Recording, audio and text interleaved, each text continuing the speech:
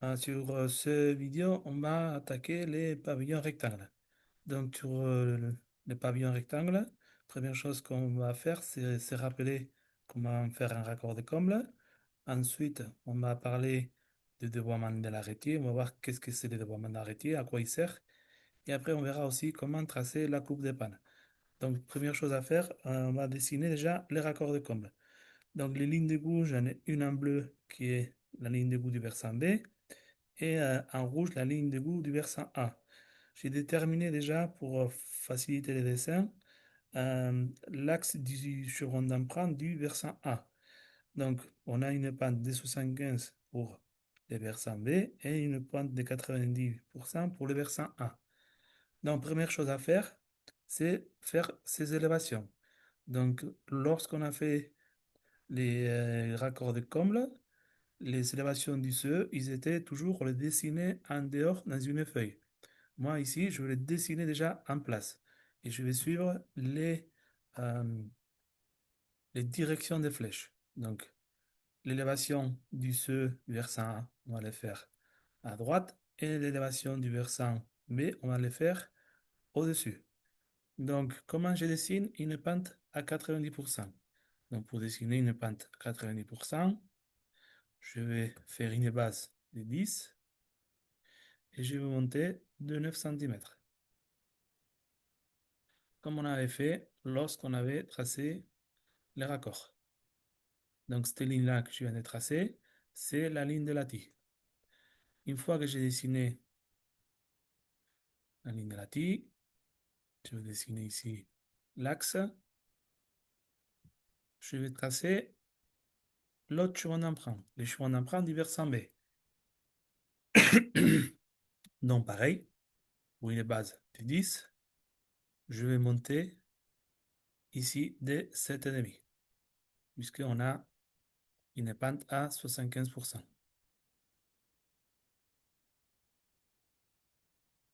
Donc, ça, c'est la ligne du lati.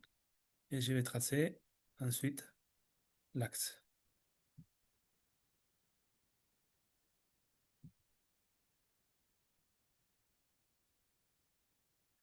Donc, une fois qu'on avait fait ça sur les CE, après, on avait tracé une ligne de rémunéré. La ligne de rémunéré, il faut qu'il soit à la même hauteur.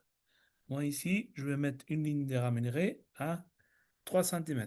Donc, sur cette CE, je vais tracer une ligne de rémunéré à 3 cm. Et si c'est celui-là, là, pareil. Donc, avant ça, je vais coter que vous voyez comment je fais les pentes.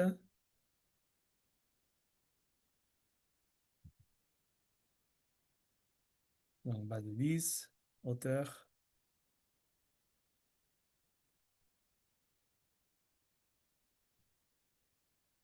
de 7,5. Et la ligne que je viens de faire, c'est la ligne de rémunéré que j'ai placée à une hauteur de 3 cm. Donc, rappelez-vous que la ligne de rémunéré, il faut toujours la placer sur les deux CE à la même hauteur.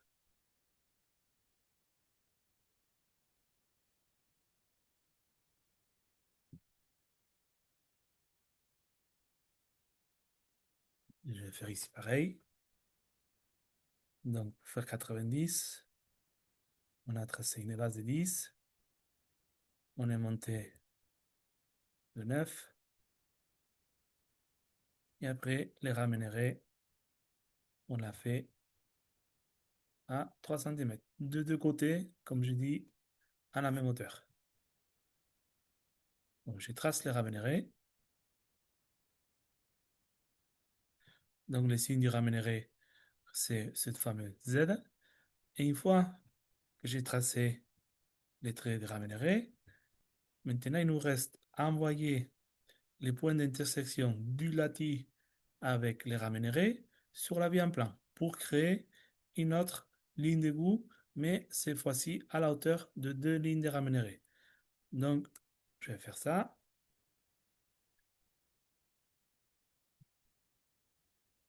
Ici, pareil.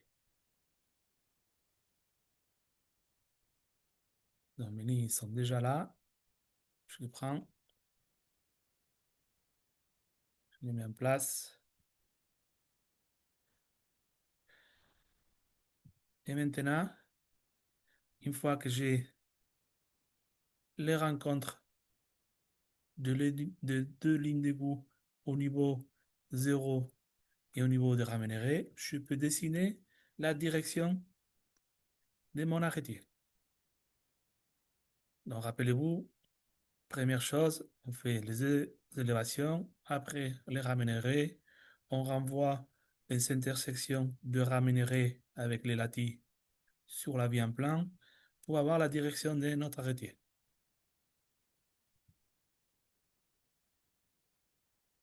Et ensuite, une fois qu'on a l'intersection, comme j'ai déterminé que mon chemin d'emprunt était là, je peux décider maintenant l'emplacement de l'autre chemin d'emprunt. Il va être ici. Dans cette ligne-là, ça va être la base de mon chemin d'emprunt. Et cette ligne-là, ça va être la base de l'autre chemin d'emprunt. Maintenant, comme mon poinçon il va être placé à ces points, et on voit bien qu'on a une hauteur différente, il faut que je fasse mes vrais chemins d'emprunt. Pour faire mes vrais chemins d'emprunt, ce qu'il faut que je fasse, c'est prolonger. Ça, je vais l'effacer, pas nous embrouiller. Ce que je vais faire, c'est prolonger cette ligne-là, c'est-à-dire créer une autre ligne d'axe.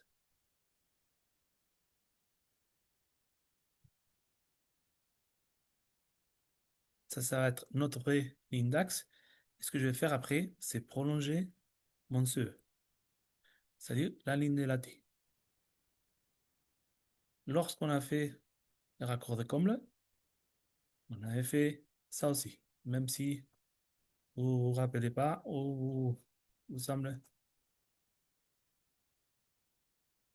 différent. Donc, une fois que je vais dessiner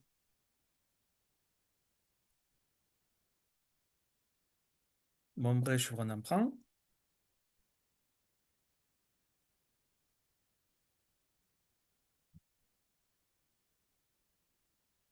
je vais mettre ici la cote de hauteur et on va vérifier sur l'autre chevron d'emprunt, c'est la même, pour vérifier notre raccord.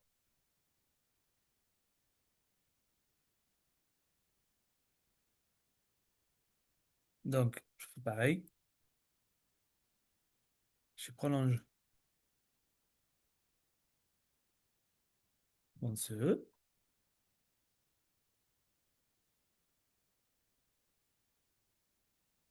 Je prends mon nouveau ligne d'axe.